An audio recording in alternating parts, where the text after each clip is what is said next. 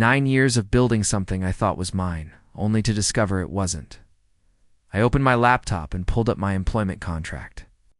The non-compete clause was there, but limited in scope.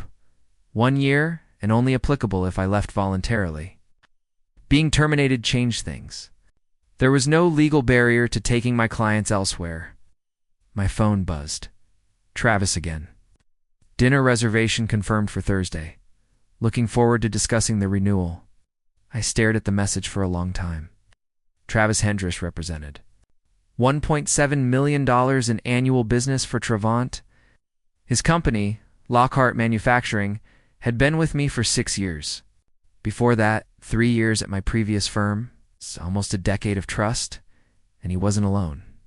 The Henderson Group, Westfield Properties, Carlton Industries, together they accounted for another $1.5 million. All need hungrier talent who can meet higher targets, Brian explained, sliding the termination papers across the polished conference table. The company is moving in a new direction.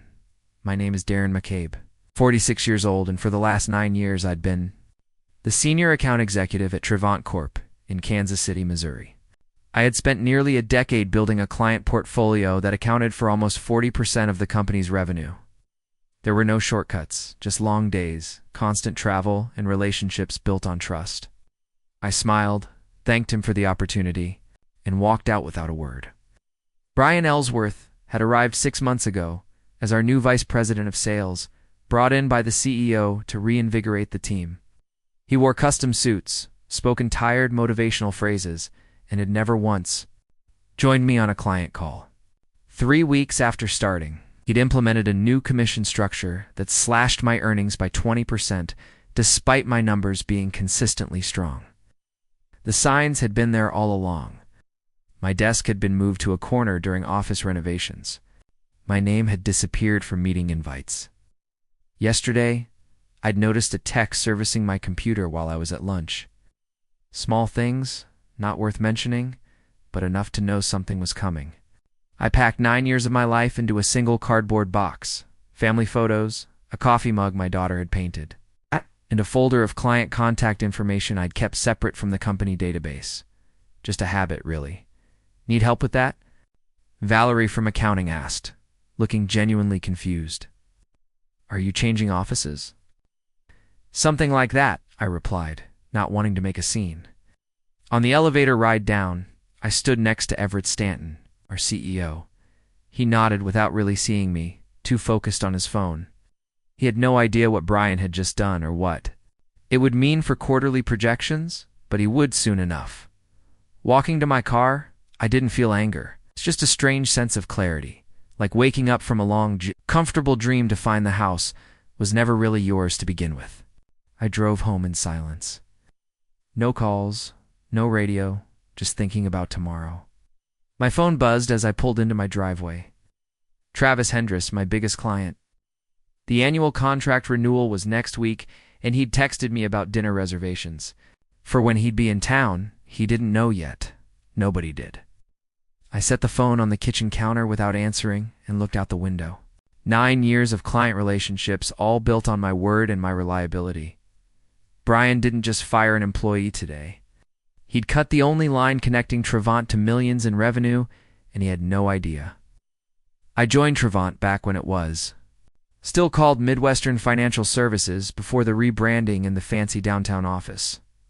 Everett hired me himself, straight from a competitor where I'd been hitting targets but getting passed over for promotion. I want someone who knows this market, he'd said, someone clients trust. For 7 years, he was right to. Trust me. I built our client base from regional businesses to national accounts, extended our contracts from 1-year terms to 3 and 5. I brought in Lockhart Manufacturing when they left our biggest competitor and added the Henderson Group when nobody thought we had a chance. My wife Rebecca used to joke that I was married to my clients. Thursday night dinner with the Johnsons again, she'd ask, already knowing the answer. The kids grew used to me missing ball games and recitals. Dad's working became their normal. I promised it would be worth it someday. 3 promotions, 2 office expansions, and 1 recession later. Trevant had grown from a $4 million operation to a $30 million enterprise, with my accounts responsible for about $12 million. Of that, not that anyone had calculated the exact percentage until Brian arrived. The first major red flag appeared during a quarterly review meeting 3 months after Brian took over sales. "Your client acquisition rate has flatlined," he said, pointing to a chart that showed I'd only added 2 new accounts that quarter. "Because I'm focused on expanding existing relationships," I explained. "The Lockhart contract just doubled. The future is in new business," Brian insisted. "We need hunters, not farmers." A week later, my executive assistant, Julia, was reassigned. The following month, my travel requests required additional approval. My expense reports came back with questions, small things, death by 1,000 cuts. I started hearing whispers about fresh talent being interviewed. Young MBAs with aggressive pitches and no industry experience. Brian called them disruptors. Last month, he hired Alicia Winters, 29, from a tech startup. During her first week, she was assigned to join me on a call with Travis Hendris. No explanation, no proper introduction, just showing her the ropes. Travis noticed. "Call," he texted me. "Who's the new girl? Are you training your replacement?" I laughed it off. Just expanding the team. But driving home that night, I felt something shift in my gut. The kind of certainty that comes from years of reading boardrooms and client faces. Something wasn't right. I should have trusted that feeling sooner.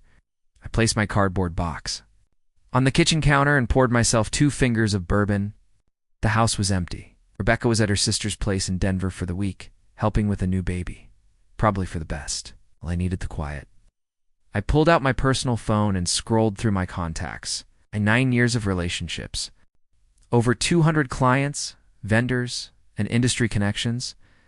People who trusted me to handle their business. People who'd signed with Trevant because of me, not our corporate marketing or flashy downtown office. My work phone, now sitting disabled in the box, contained only the official correspondence. The dinner invitations, the golf outings, personal cell numbers of CEOs and decision makers. Those were all here on my personal device. Information I'd accumulated by being someone people wanted to work with. I sipped my drink and felt a strange calm settle over me. No panic, no desperation about mortgage payments or health insurance, just a clear understanding of what had happened and what would happen next. The bourbon burn going down. 9 years of 60-hour weeks of missed family dinners and little league games. F them had contract renewals coming up in the next 30 days. All of them dealt exclusively through me. I set my glass down and made a decision. I wouldn't call anyone tonight, wouldn't send angry emails or make threats. I'd sleep. On it. Wake up clear-headed, and then make exactly 3 phone calls. Not to vent or complain, just to inform my closest clients that I was no longer with Trevant, effective immediately. The rest would happen on its own. I took the family photos from my box. My daughter's graduation, my son's wedding, the trip. To Yellowstone, we almost canceled because of a client emergency. I'd missed too much already. Tomorrow, I'd start making different choices. I finished my bourbon and went upstairs to sleep in an empty house. For the first time in years, I didn't set an alarm. No early flights, no quarterly projections to review before dawn, just the calm certainty that Brian Ellsworth had made a catastrophic mistake. And I didn't need to do anything but step aside and let it unfold. I made my 3 calls the next morning. No dramatics, just facts. "Travis, I'm no longer with Trevant as of yesterday. Just wanted you to hear it from me directly." His response was immediate. "What happened?" "Who's handling our account now?" "Brian Ellsworth will probably reach out, or maybe Alicia Winters." A long pause. "The girl from the meeting. She doesn't know our business. That's all I can tell you. The rest is your decision." I had similar conversations with James Henderson and Peter Carlton. No suggestions. No recruitment pitch. Just information delivered with the same reliability they'd come to expect from me. By noon, my personal phone was buzzing constantly. Other clients had heard. The industry was small that way. At 2 p.m., Everett Stanton called. I let it go to voicemail. "Darren, this is Everett. We need to talk about your transition. Several clients are expressing concerns. Please call me back immediately." I didn't. Instead, I drove downtown to meet with Lawrence Finch, an attorney, who specialized in employment law. I'd helped his son-in-law secure financing for a restaurant 3 years ago, so he owed me a favor. They can't stop you from working, Lawrence confirmed after reviewing my termination papers. But they'll try to scare your clients from following you. Prepare for that. By 4 p.m., Trevant's legal department had emailed a reminder about confidentiality obligations. By 5 p.m., Brian had texted, "Let's discuss your exit package. There might be room for consulting work." Too late. My phone buzzed again at 5:30 p.m., Travis. "Just got off a call with your CEO and that VP who fired you. They promised continuity. Said Alicia would handle everything personally. Then they offered a 10% discount on renewal." "What did you tell them?" I asked. "That I'd think about it," he said. "I've sent notice terminating our contract, citing a change in relationship management. Henderson and Carlton did the same." Still, I said nothing. "Darren, where are you landing? Because wherever it is, that's where our business is going." That night, 3 more companies from my portfolio sent termination notices to Trevant. By morning, the total was 8, representing over $3.2 million in contracts. Everett called an emergency board meeting. I know because Julia, my former assistant, texted me. "Complete chaos here, Brian. Trying to blame you for client tampering." CEO asking why nobody saw this coming. My phone rang again. A number I didn't recognize. "Darren McCabe," I answered. "Michael Grantley here. Grantley and Company, competitor, a smaller firm with a better reputation. I hear you're available, and several of our mutual friends speak highly of you." "I'm listening. Senior vice president position, a 6-figure signing bonus. Full autonomy to manage your own accounts, and a seat on our executive committee. When would you want me to start? How's tomorrow sound?" I accepted on the spot, not out of urgency or desperation, but because it was exactly what I wanted: respect, autonomy, and recognition of the value I brought. That afternoon, Brian texted again. "Board approved a retention package. Full salary for 6 months, plus stock options. Just help us transition your accounts." I didn't respond. There was nothing to say. It had 9 years to value what I built. Now they were scrambling to put a price on it after the fact. It's a little far too late. 1 week into my new role at Grantley and Company, Julia called me from a personal number. "You need to know what happened," she said. It wasn't just Brian wanting his own people. I sat in my new corner office, larger than the one at Trevant, and listened as 9 years of history reshuffled into a clearer picture. They were planning to sell the firm, Julia explained. Veritas Capital made an offer 2 months ago, but with conditions. They wanted to bring in their own account managers for the major clients, integrate them with their existing portfolio companies. The pieces clicked into place. Brian hadn't been hired to grow sales. He'd been brought in to transition accounts away from me, making them company assets rather than relationships tied to a single executive. My termination wasn't about performance. It was preparation for an acquisition. "How do you know this?" I asked. "I'm still assigned to the executive suite. I see the documents, hear the conversations. Yesterday, they pulled the offer. Veritas won't buy without the client base you built." After we hung up, I sat still for a long time. 9 years of loyalty, and they'd been willing to detach me from my clients like removing a middleman, not because I failed, but because I succeeded too well. Relationships were too strong, too personal. They needed me gone before clients could be repackaged as corporate assets. I opened my laptop and checked my email, where former clients had reached out. Industry was humming with the news. Darren McCabe had moved to Grantley, and clients were following. Trevant's stock had dropped 12% in 5 days. My phone buzzed with a text from Everett. "Can we meet? Just you and me? No lawyers?" I didn't respond immediately. The deeper betrayal settled in my stomach like cold lead. Not just fired, deliberately sacrificed as part of a corporate chess game. I picked up the phone and called Travis Hendress. "I need to ask you something," I said.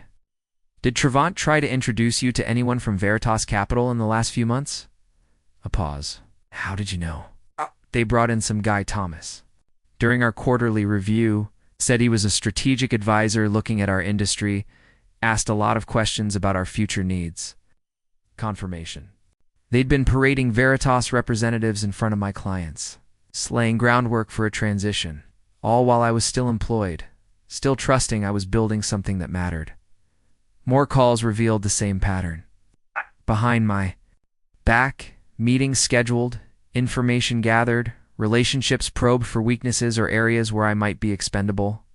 By the end of the day, I'd confirmed that at least 6 of my major accounts had been covertly introduced to Veritas representatives, all under the guise of strategic advisors or industry consultants. I finally texted Everett back, "No meeting necessary." I understand the Veritas situation completely. His response came quickly. "It was a business decision, Darren." But it was personal. It's 9 years of building relationships, of knowing clients' kids' names and their vacation spots, of answering calls on weekends and holidays, are reduced to an impediment for a corporate transaction. I closed my laptop and looked out at the Kansas City skyline from my new office. The view was different here, clearer somehow. Grantley had already signed contracts with 11 of my former clients, representing nearly $5 million in annual revenue, and more were coming. Not because I was recruiting them, but because in this business, trust follows people, not logos or corporate strategies. Trevant hadn't just lost a salesman, it lost the foundation their growth was built upon, and they still didn't fully understand why. 3 weeks after joining Grantley, I received an invitation to speak at the Midwest Financial Services Conference. The panel topic, Building Client Loyalty in a Transactional Market.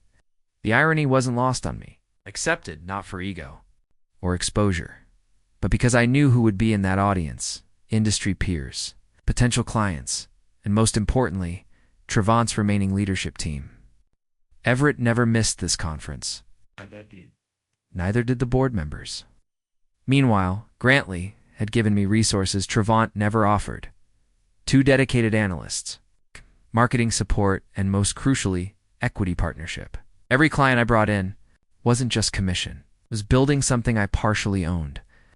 I spent a month preparing for the conference, not with flashy slides or rehearsed anecdotes, but with data. Working nights with my analysts, I compiled performance metrics for every client who had followed me from Trevant to Grantley. The results were undeniable.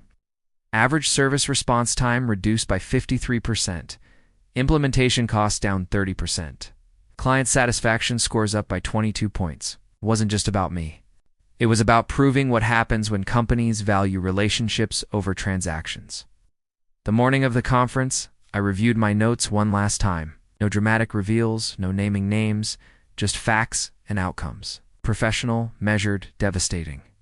As I walked into the hotel ballroom, I spotted Everett immediately, huddled with 2 board members near the coffee station. His face tightened when he saw me. I nodded politely and moved on. The panel discussion began with standard questions about market trends and technological disruption. When my turn came, I spoke plainly about what clients truly valued. In an age where everything is automated and digitized, personal accountability has become the rarest commodity, I said.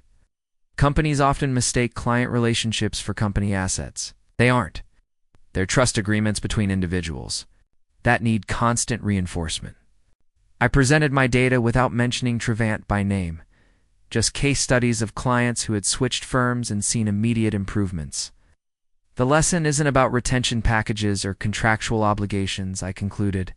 It's about understanding that when you treat relationship managers as interchangeable parts, clients will show you exactly how wrong that assumption is. During the Q&A, an audience member, a young analyst I didn't recognize, asked the question everyone was thinking. Isn't your recent move from Trevant to Grantley, along with several major clients, exactly the scenario companies fear when they consider how much autonomy to give relationship managers? The room went silent. I could feel Everett's eyes boring into me from across the room. That's a fair question, I replied, but consider the alternative. Trevant lost those clients not because I took them, but because they failed to understand what those clients actually valued. No one followed me out of personal loyalty alone. They followed because their needs were consistently better met through my approach to service. An approach my former employer decided was no longer aligned with their direction.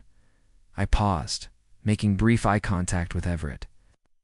Every company, has the right to change direction, and every client has the right to decide if that new direction serves their interests. The market is brutally efficient that way. After the panel, 3 more former Trevant clients approached me. By the end of the conference, Grantley had signed letters of intent with 5 new accounts, representing another $2.7 million in annual revenue. That evening, I checked the financial news. Trevant had announced a restructuring. Brian Ellsworth was pursuing other opportunities. The Veritas acquisition was officially dead. Their stock had fallen another 8%. I closed my laptop without a trace of satisfaction or triumph. It's just the quiet certainty that comes from being proven right in the most definitive way possible by the market itself. The lesson had been delivered. Whether they would learn from it was no longer my concern. 6 months after my termination, I stood in Grantley's largest conference room, surrounded by my team and the company's leadership. On the screen behind me, a single slide displayed our quarterly results. $8.4 million in new business, 70% from former Trevant clients. Michael Grantley himself raised a glass. "To the best acquisition we've ever made," he said, "and we didn't even have to buy a company to get it." Polite laughter rippled through the room. I smiled but didn't join in. This wasn't about celebration for me. It was about validation. My phone buzzed with a news alert. Trevant Corp announces CEO transition. Everett Stanton steps down amid continued revenue challenges. I slipped the phone back into my pocket without showing anyone. Some victories don't need an audience. Later that afternoon, I received an email from Alicia Winters, the young woman Brian had tried to position as my replacement. "Let go along with most of the sales team. Any chance Grantley is hiring?" I forwarded it to HR with a note. "Worth interviewing. It's not her fault." As I was leaving the office, my assistant handed me an envelope that had been couriered over. Inside was a handwritten note from Everett Stanton. "You were right. I put transaction above relationship. It cost the company everything. Ever willing to have coffee, I'd appreciate the chance to apologize in person." I folded the note and placed it in my jacket pocket. Maybe someday, not yet. That evening, driving home, I passed Trevant's building. The sign was being removed. From the facade, the local business journal had reported they were downsizing to a smaller office in the suburbs. I didn't slow down, didn't take a photo, just drove on, eyes forward, toward the life I was building on my own terms. 1 year to the day after Brian had slid those termination papers across the conference table, I signed the final documents, making me a full partner at Grantley Company. The firm had grown 34% since my arrival. My client portfolio now represented nearly $20 million in annual revenue. Closed the manila folder containing the partnership agreement and looked out my office window at the Kansas City skyline. The same buildings, the same city, but everything else had changed. Rebecca entered with 2 cups of coffee. Signed and official. I nodded. Signed and ... Official. She sat across from me, studying my face. "You don't look as happy as I expected. Just thinking," I said. "Not about Trevant. I'm thinking about what I'm building here, about doing it right this time." That morning, I'd approved hiring 3 new account managers, all with the same profit-sharing structure I'd negotiated for myself. No one would build something here only to have it taken away. That was my first act as partner. My phone buzzed. "Travis Hendress. Heard about the partnership. Congratulations. Knew you'd land on your feet." "Thanks to clients like you," I replied. "No," he corrected. "Thanks to you being who you are. We just followed the value." After we hung up, I picked up the frame Rebecca had given me last Christmas. A simple quote on parchment paper. "The best revenge is massive success." I placed it back on the credenza, face down. That chapter was closed. I took out my calendar and booked lunch with Everett Stanton, not to gloat, not to rehash the past, but because sometimes the final step in moving forward is releasing the weight of what happened before. I shut down my computer, picked up my keys, and walked out to meet Rebecca. We had tickets to our son's band performance, something I wouldn't have made time for in my previous life. Some losses clear the way for better victories, some fires. Burn away what needs to go? I'd never been more certain of that than I was today.